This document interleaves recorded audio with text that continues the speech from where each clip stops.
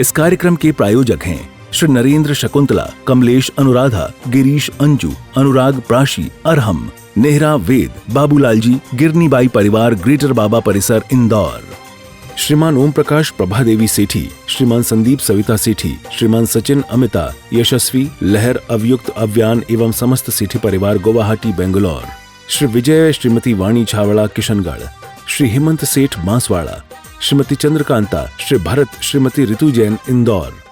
मैं सीमा जैन, गीतानगर से। महाराज श्री, पर्व के दिनों में किसी की मृत्यु हो जाती है, जैसे अष्टानी का 10 लक्षण, 14 के दिन, तो सब ये कहते हैं कि बहुत अच्छे दिन गए, पर वो तो अच्छे दिन गए, पर पीछे वाले को सबको अंतराय आ जाती है पूजन करने में, तो क्या मतलब क्या सही है? देखें, अगर हम धर्म की बात करें तो कोई सा दिन भी खराब नहीं है। अब भगवान महावीर तो अमावस्या को गए हैं, तो अब अच्छा की खराब। कोई भगवान चतुर्थी को गए हैं, कोई पंचमी को गए मोक्ष, है ना, कोई एकम को भी गए हैं। तो धर्म की दृष्टि से सारे दिन अच्छे हैं, है ना।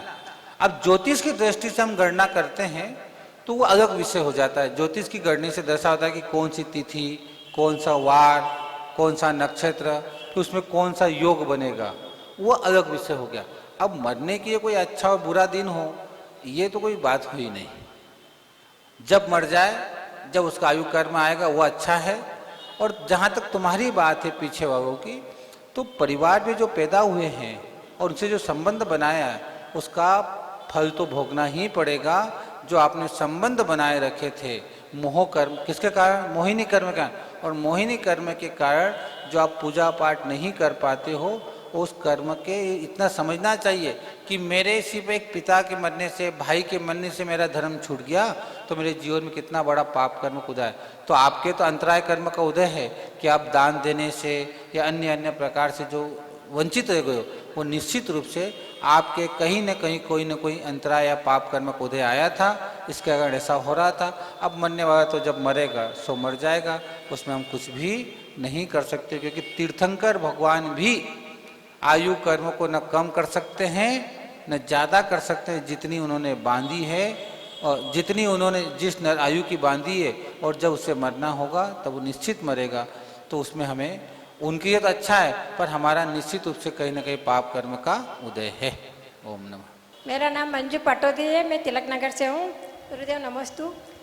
मैं ये पूछना चाहती हूँ कि जो लोग घर से द्रव्य लेकर मंदिर नहीं जाते हैं, उनके कौन से कर्म का उदय है मंदिर होता है?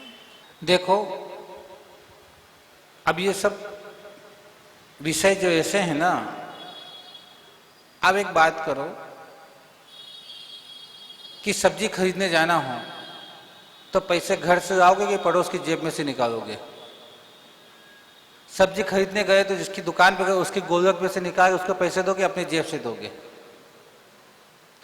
बैंक में गए, आपको लोन लेना है बैंक से, तो कागज अपने दोगे कि पड़ोसी के दोगे? जब हम संसारिक काम में संसार की चीजें लेने जाते हैं तो अपनी चीज का, अपने द्रव्य का उपयोग करते हैं।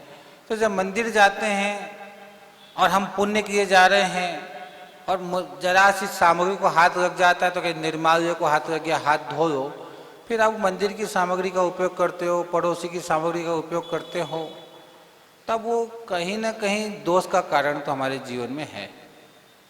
अब आपका प्रश्न ये भी हो सकता है उसमें कि भाई हम 1000 रुपया तो देते ही हैं, तो विचार करना है कि साल भर में तुम 1000 रुपया अगर देते हो तो क्या तुमने सामग्री 1000 की ही चढ़ाई है क्या? दी तो पूरी समाज ने है और पूजा उसमें से आते हैं 50 लोग करने, है ना। तो मेरा ऐसा मानना है और शास्त्र का मानना है कि अगर हम पूजा कर रहे हैं प्रतिदिन वाली, कौन सी पूजा? प्रतिदिन वाली पूजा जो हम करते हैं मंदिर में, वो सामग्री हमको हमारे घर से आना ही चाहिए। और जो बड़े बड़े अनुष्ठान होते हैं, पंच कल्याणक होते हैं, बड़े बड़े विधान होते हैं, उनमें हम सामूहिक सामग्री इससे वापर सकते हैं कि हम उतनी समय के 8 दिन के जो विधान हुआ है उसमें अपने अपना द्रव्य खर्चा किया दिया, किसी ने पैसे दिए हैं, किसी ने क्या किया है, तो वहाँ दोष नहीं लगेगा, क्योंकि सामूहिक रूप से अब प्रतिदिन पूजा हमको करना है और हमें मालूम है कि हमारा द्रव्य इतना लगता है, तो एक काम और कर सकते हैं उसमें सुधार, कि आपको लग रहा है कि आज मैं 200 ग्राम 400 ग्राम चावल की पूजन कर रहे हो, तो अगर धोई हुई सामग्री आपको उपयोग करना है तो धोई हुई सामग्री आप उपयोग करो, और उतने बादाम उतना चावल रोज आप अपने सूखे डब्बे में, जो मंदिर का डब्बा उसमें डाल के चले जाओ, कोई दिक्कत नहीं है। पर मंदिर की सामग्री वापरना कहीं ना कहीं हमारे परिणामों को, भावों को, हमारे दोष होता है, क्योंकि हम ये सोच लेते हैं तो रोग कसाई तो आई जाएगी ना, कहीं ना कहीं रोग कसाई तो आएगी, है ना। या तो प्रमाद आ रहा है कि हम घर से नहीं आ रहे हैं, या तो कसाई आ रही है, या प्रमाद आ रहा है। तो कसाय और प्रमाद बंधक का, पाप बंध का कारण है। अगर लोभ है तो बंद होगा, अशुभ बंद होगा, कसाय है तो अशुभ बंद होगा, और प्रमाद है तो वह अशुभ का बंद होगा। तो निश्चित रूप से इन व्यवस्थाओं से बचना चाहिए और अपने घर की सामग्री हमें ला करके पूजन करना चाहिए। प्रश्न है कि अभिषेक होने के बाद श्री जी को हम भगवान की वेदी पे विराजमान कर देते हैं, उसके बाद भी कई लोग आकर श्री जी के चरण छूते हैं और मार्जन भी नहीं करते, कपड़ा भी नहीं लेते, तो क्या ये सही है या गलत है? भगवान का अभिषेक के बाद हम उसको वेदी पर रखते हैं, उसके पहले उसके बाद भगवान के चरण कभी भी छू सकते हैं। मार्जन का अर्थ क्या है, हम पहले उसको समझ लें। अगर आप कपड़े से मार्जन कर रहे हो और आप मानते हो कि जीव बैठा हुआ है, तो कपड़े का स्पर्श करते ही सूक्ष्म जीव तो मर जाएगा, निश्चित रूप से मरेगा। आपको अगर मार्जन ही करना है तो फिर आपको पिच्छी, छोटी पिच्छी बनाकर उससे भगवान का मार्जन करें, क्योंकि कपड़े का स्पर्श होते ही सूक्ष्म जीव मरता है, जो हमें दिखाई नहीं दे रहा है। या दिखाने का मतलब सूक्ष्म वो नहीं जो हमारी आंखों से हमको नहीं दे। अगर कपड़ा रखते हो तो मरता है, पिच्छी को कितनी जोर से भी दबा दोगे तो मरेगा नहीं। तो ये सब बातें हैं, कहाँ कहाँ से आती हैं। मैंने उस दिन भी कहा था कि हम आदि क्रिया सही करते हैं, आदि गलत करते हैं। तो मेरा ऐसा मानना है कि आपको इतना विकल्प है किसी लोगों को कि ये कपड़े से मार्जन करो, फिर कपड़े से मार्जन करना भी कितना उचित है। अगर हम बात करें कि कपड़े से मार्जन करना कितना उचित है, तो आपको अकरंग और निकरंग की कहानी याद कर लेना चाहिए कि एक उनको कहा कि दिगंबर मूर्ति से कूदो, और अकरंग निकरंग कूदने को तैयार नहीं थे।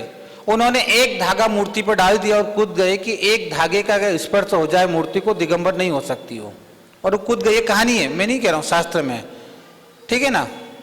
तो फिर कपड़ा लगाएंगे कि उसके बाद मार्जन करें, नहीं करें, क्या करें। अगर वास्तव में भगवान की वेदी को साफ करना है तो ये मयूर पंख की पिच्छी बनाकर ही साफ करना चाहिए। अगर आपके मन में है तो मार्जन, वही बात, मार्जन शब्द का अर्थ तो यही होता है। मार्जन मतलब सफाई, सफाई में किसी प्रकार का जीव जंतु नहीं मरे। तो कपड़े का लगाने से तो निश्चित रूप से अगर होगा तो मरेगा, 100% मरेगा। आप आजमा लीजिए कभी भी। तो ये अब ये सब नए चोचे आए हैं कि एक बार भगवान को छू लिया तो दूसरे भगवान को नहीं छूना, तीसरे को नहीं छूना, चौथे को नहीं छूना। ये कौन से शास्त्र में लिखा है? आज तक मुझे तो कभी पढ़ने को नहीं मिला है। और ये सब चीजें क्या होता है, एक परिस्थितियों के कारण सब शुरू हो जाती हैं। कहीं जगह किसी को नाक आ रही होगी, किसी की आग में कीचड़ आया होगा, उसने लगा लिया, तो उस दिन से नियम बनाया गया है तो आग में कीचड़ आता है साहब, इससे ऐसा मत करो। कोई शास्त्र तो है नहीं, कोई परंपरा शुरू होती है तो कहीं ना कहीं छोटा सा देखते हैं, उससे शुरू हो जाती हैं। तो मैं मानता हूं कि भगवान का स्पर्श सारी मूर्तियों को करो, जितनी मूर्तियां आगम के अनुकूल है। अब जिस मंदिर में कोई मंदिर की परंपरा है, उन मंदिरों के ट्रस्टियों ने, समाज ने ऐसा नियम बना रखा है, तो अपन एक भगवान को छूकर संतुष्ट कर लो, और एक भी नहीं छूने दे तो अपने हृदय में भगवान जो बसे हैं उनका स्मरण कर लो। पर झगड़े से बचो, लड़ाई से बचो, झगड़े से बचें, लड़ाई से बचें, और कोशिश करें कि जो मंदिर की व्यवस्थाएं जहाँ जहाँ पर हैं, क्योंकि आपका प्रश्न नहीं है, बहुत सारी जगहों का प्रश्न है। कहीं मंदिरों में कई जगह हम जाते हैं, तो मेरा इतना ही मानना है कि उन लोगों को भी सोचना चाहिए कि इनमें दोष क्या है। कहीं की व्हाट्सएप के माध्यम से, कहीं के माध्यम से सुन करके उसको हम बैनर बना करके या हम उसको व्हाट्सएप पे डाल करके ऐसा प्रचार करें, तो ये कहीं ना कहीं धर्म की हानि है। और निश्चित रूप से मैं तो जानता हूँ, चंद्रगुप्त मौर्य के 14 सपनों में था कि हम अपने हाथ से अपना धर्म नष्ट करेंगे, उन्होंने बताया। तो वही हमको स्थिति दिख रही है कि हम अपने धर्म से ही, अपने आप से ही अपने धर्म का नुकसान कर रहे हैं। पर कोई उसमें पाप नहीं है। बस मेरा प्रश्न है, निवास में रहने वाले का यदि वास्तु गलत है तो उसे किस पत्तियों का सामना करना पड़ता है? देखें, वास्तु अपना स्थान रखता है, ज्योतिष अपना स्थान रखता है, धर्म अपना स्थान रखता है, सिद्धांत अपना स्थान रखता है। अगर घर में वास्तु दोष है और हम उस घर में रह रहे हैं, तो जो मैंने गुरुमुख से पढ़ा है कि जिस घर में आपने प्रवेश किया है 7 साल तक तो उस घर में किसी भी प्रकार का अगर वास्तु दोष है तो उसका फर्क नहीं पड़ेगा। 8वें साल आपको उस वास्तु दोष का फर्क दिखने लग जाएगा, प्रारंभ हो जाएगा। और निश्चित रूप से वास्तु जैन सिद्धांत का है। तिरोपणति, तिरोकसार, ऐसे कई ग्रंथ है हमारे यहाँ जहाँ पर वास्तु का वर्णन आया है कि हमारे बैठने का जो सिंहासन होता ना, इसकी 9 आय होती, गज आय, सिंह आय। तो सिंहासन बैठने का आय कितनी बड़ी होनी चाहिए, इस पर भी हम बड़ा फर्क पड़ता है। भगवान की जो मूर्ति बनती है ना, वास्तु से बनती है कि 1 इंच ऊपर नीचे हो जाए तो मूर्ति फिर ताल में बनती नहीं, और बन भी जाती है तो प्रतिष्ठा के बाद उस मूर्ति का फल भी नहीं मिलता है। तो ऐसे ही जब भगवान की हम वेदी बनाते हैं तो भगवान की नज़र दरवाजे से कौन से हिस्से से निकलेगी, अगर भगवान की नज़र टकरा रही है दरवाजे पर तो वहाँ भी अशुभ अशुभ होता है। तो ये वास्तु का अपने जीवन में बहुत महत्वपूर्ण है। उनके लिए महत्वपूर्ण है जो गृहस्थ जीवन जी रहे हैं, और जो साधु बन गए हैं, जिन्होंने त्याग का मार्ग पकड़ लिया, जिनको संसार के सुखों से कोई आकांक्षा नहीं, उनके वास्तु की आवश्यकता ही नहीं है।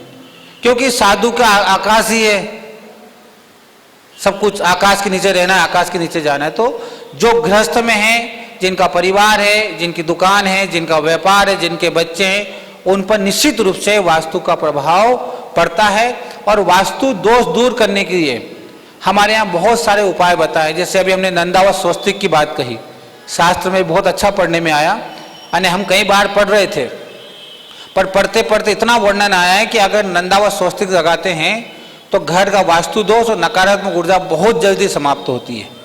फिर हम घर में अष्टमंगल द्रव्य रखते हैं, और घर में हम तोरण द्वार बनाकर लगाकर रखते हैं, है ना। हम घर में कपूर जलाकर रखते हैं, हम धूप घर में खेते हैं, इनसे भी वास्तु दोष दूर हो जाता है।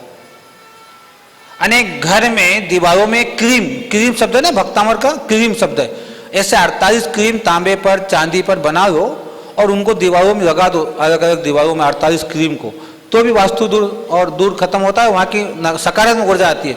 और ये कोई प्रैक्टिकल है, अभी कभी आएंगे। यहाँ पर एक हैं छाबड़ा जी परिवार, हमारा किशनगढ़ के हैं, पर वो अभी यहाँ पर मनावर में जो सीमेंट फैक्ट्री है ना, उनके चेयरमैन है वहाँ के, वो विजय जी छाबड़ा हैं। उनने किया प्रैक्टिकल, उनके बहुत उन लोगों को लाभ हुआ। उन्होंने अभी फिर बनवाए, हमसे कहा कि महाराज जोर बनवा दें हमें। तो निश्चित रूप से वास्तु दोष होता है, और आपका बहुत ज़्यादा पुण्य हो तो फिर सब दोष खत्म है। पर इतना पुण्य हमारे पास है नहीं। भाई तीर्थंकर का इतना पुण्य है कि उनको वास्तु की जरूरत नहीं है, जहाँ बैठो वही वास्तु। हमारे पास पुण्य नहीं है, इससे वास्तु की आवश्यकता है। और पुण्य है कि कभी खत्म नहीं होगा, तो फिर वास्तु की आवश्यकता नहीं है। अगर आपके भरपूर पुण्य है, कितना पुण्य है, भरपूर पुण्य है, तो वास्तु की आवश्यकता नहीं है। और पुण्य पाप आता जाता है, तो वास्तु से हमें रहना चाहिए। उसका अपना बहुत बड़ा सिद्धांत है, और उस सिद्धांत के अनुसार कई उदाहरण मैंने आपको अभी आगम के अनुसार बताए हैं। क्योंकि भगवान का मंदिर जब बन रहा है वास्तु से बनता है, वेदी वास्तु से बनती है, उसका सिंहासन वास्तु से बनता है। तो जब भगवान के वास्तु काम आ रहा है तो हम तो फिर गृहस्थी हैं भैया, हम तो गृहस्थी हैं। जब भगवान के वास्तु काम आ रहा है हम गृहस्थी हैं। जिस प्रतिमा को हम बिठा रहे हैं इससे बिठा रहे कि नगर में सुख शांति रहे। अगर भगवान की प्रतिमा भी अगर बिना वास्तु से बिठाते तो भगवान को कुछ नहीं होना है, पर उसका फर्क पूरी समाज पर पड़ता है, पूरी समाज पर उसका फर्क पड़ता है। घर का वास्तु खराब होता है तो पूरे परिवार पर उसका फर्क पड़ता है। और घर का ज़्यादा वास्तु खराब हो जाए, जो खराब वास्तु होते हैं ना, जिन घरों में वास्तु ठीक नहीं होता है, खराब वास्तु होता है, उनके यहाँ भवनवासी वेंतरवासी देव का जल्दी निवास स्थान बना देते हैं। कि उनका निवास स्थान ऐसे उल्टे सीधे जगहों में होता है। जहाँ वास्तु ठीक हो ना, वहाँ वे अंतर और भवन से देव विराजमान ही नहीं हो सकते। आएंगे और चले जाएंगे, वो सोचेंगे भाई मामला गड़बड़ है, यहाँ सब बरोबर है, यहाँ रुक नहीं सकते। इससे मंदिरों में देवता आते हैं, भवनवासी अंतर दर्शन करते हैं, चले जाते, पर यहाँ ठहरते नहीं हैं। इससे वास्तु का अपना महत्व है। उसे दूर करने के छोटे छोटे उपाय आपको जो बताए वो हमको घर में करना चाहिए। ओम नमः। महाराज श्री, मेरा प्रश्न ये है कि जब हम रात्रि में त्याग करते हैं तो दवाई और पानी छोड़ के अगर ये चारों तरह का आहार का त्याग करें तो क्या वह त्याग कहलाएगा? देखें, चारों प्रकार के आहार के त्याग में पानी और दवाई भी चली जाएगी। अब चारों प्रकार का आहार त्याग होगा ही नहीं। अब ये कह सकते हैं, इतना नियम ले लें कि भैया मेरे सब कुछ त्याग है, सिर्फ दवाई और पानी में लूँगी, बस इतना नियम के चारों प्रकार के आहार का त्याग का मतलब जल का भी त्याग हो गया है। जब त्याग करें, आपको लगता है कि मुझे दवाई खाना है, आपको लगता है कि मुझे आपको पानी पीना पड़ सकता है, तो उसके आप अपना नियम कर लें कि भाई मैं अन्न नहीं खाऊंगा, बस उसमें इतना ही नियम हो गया, अन्न नहीं खाऊंगा और मैं सिर्फ जल और दवाई अपने जीवन में रात को ग्रहण करूंगा, ऐसा नियम कर सकते हैं। पर उस नियम को हम कह सकते हैं कि चारों प्रकार के आहार का त्याग। वास्तव में उपवास भी वही है कि मुंह में एक बूंद पानी न जाए, वो उपवास है।